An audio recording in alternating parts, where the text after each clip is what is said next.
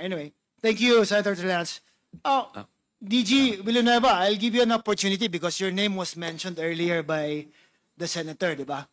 Na you were supposedly, you had a big role actually in parang suppressing the information from coming out, especially linking Michael Yang and other personalities po. What is your comment to that, sir? Thank you for giving me the opportunity.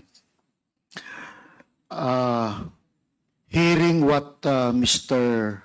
Las Cañas and Mr. Trillanes narratives, seemingly they were lousy storytellers. Una-una, sir. Mr. Chairman, I take exception dun sa sinasabi nito ni Mr. Villanueva kasi early on I was checked by the chairman for taunting, pero Okay. I submit. May we remind all the resource persons to refrain from saying, Sorry, Mr. Chair. offending words. Thank you so Sorry, much, Mr. everybody. Unang-una kasi, Mr. Chair, sabi ni yung mga previous statement ni Colonel Asierto, lumabas yung pangalan ni Michael Yang, according to his informant, noong 2016. Samantalang yung statement ni Las Cañas kanina, nung pinapanood ko, seemingly, agad alam niya si Michael Yang nung sa Dumoy. Dumoy pa lang, alam na niya na may Michael Yang. Now, Mr. Chair, for 3 months of our surveillance operation, isang team lang ang kay Colonel Asierto doon, lahat ng team sa PDEA 11. Lang anino si Las Cañas doon. And definitely, we have not involved anybody outside of HSOT, the team of Colonel Asierto and my team, because this was a delicate anti-drug operation. So definitely, paano malalaman ni Las Cañas na may Michael Yang? Hindi nga niya alam na may anti-drug operation sa clandestine laboratory. Pangalawa, sir, sabi ni Mr. Trillanes, the clandestine laboratory was operating under my nose. Ibig sabihin, nagmamanufacture na ang mga in-check ng shabu na hindi ko nalalaman. Maling-mali yun, Mr. Chair.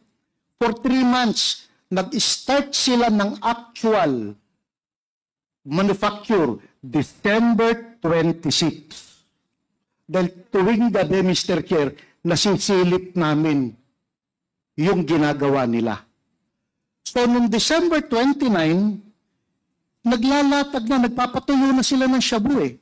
That is, noong December 28. That is why on December 29, nag-apply na kami ng search warrant. Okay, let me cut you off there, General. Sandali lang. You said the surveillance nyo sila for 3 months. Yes, Tama ba? Mr. Chair. So bakit nyo surveillance for 3 months na 26 pa sila of December nag-start production? Mr. Chair, for 3 months, nagse-set up eh. Bumibili ng mga material, ng mga equipment, isa-set up ang equipment. Nung nakumpleto na lahat ang equipment and chemicals na ipasok na lahat sa Dumoy Laboratory, December 26, they start manufacturing. Kaya nga, sir, December 31 yung raid, di ba? Yes, Mr. Chair. So 3 months before that, it would be December, November, October. October. It started October 26, Mr. Chair. October, nag-start na kayo ng surveillance. Yes, Mr. Chair. Anong isa-surveil nyo kung hindi pa sila nag-produce ng drugs at that time? Again, Mr. Chair, nag-start kami ng surveillance December 26 dahil binigyan kami ng information. No, you said 3 months before.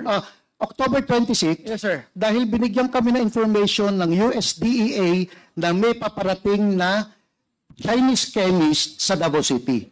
Yun lang ang information, Mr. Chair. From the airport, nasundan namin hanggang dumating sila sa Arlene apartment.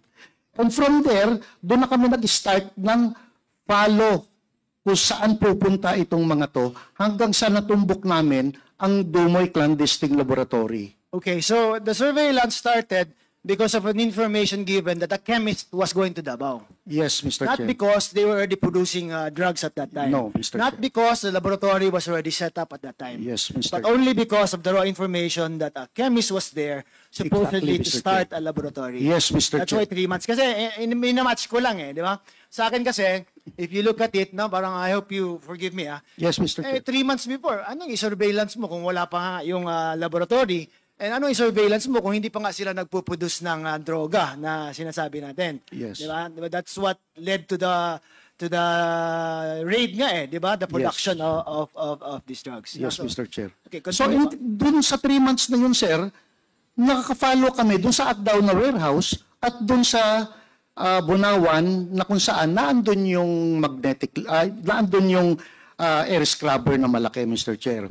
They just started manufacturing December 26. So on the third day, nag-apply na kami ng search warrant dahil nagpapatuyo na sila ng shabu. So we applied December 29. We implemented December 31. That is 5 days, Mr. Chair. So, maling-mali yung sabi ni Mr. Trillanes, now they are already manufacturing under my nose. They are setting up the laboratory na ando na po kami. Okay. So sige. Mr. Chairman, Senator Trillanes, just let me finish my questioning with DG Villanueva. So sir, klaruhin natin, categorical lang na questions and then a short answer also. So hindi totoo na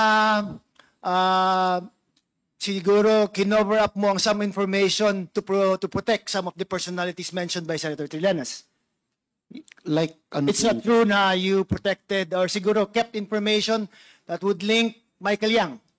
Wala pong Michael Yang sa laboratory, Mr. Chair. You did not keep information that would keep information about Sami Uy being involved in drugs. Hindi ko kilala yon, Mr. Chair. Hindi mo kilala si Sami Hindi Uy ko kilala si Sami Uy. in Davao? Yes, sir. Oh, he's pretty popular in Davao, Sa drugs ako sa nakatutok, drugs. Mr. Oh, Chair. kaya nga. Okay, but as a Hindi ko businessman, kilala, hindi mo Mr. kilala Chair. Sami Uy. Okay. Hindi mo kinontrol yung information as far as sino pa yung Charlie Tan is concerned. Nababalitaan ko si Charlie Tan na siya yung may-ari ng ET. KTV, yeah. Yun lang, Mr. Chair. But nothing that relates to the drugs. Nothing. Okay.